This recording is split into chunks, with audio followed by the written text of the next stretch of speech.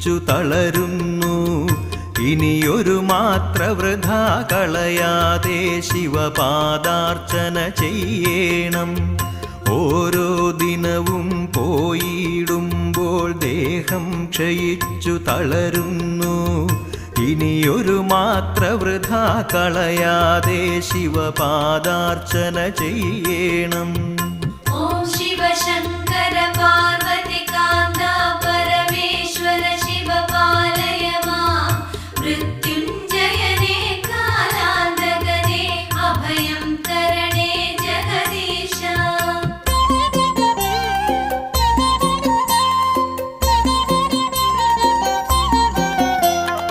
അർത്ഥം കൊണ്ടു നാം നേടുവതൊന്നും ശാശ്വതമല്ലെന്ന്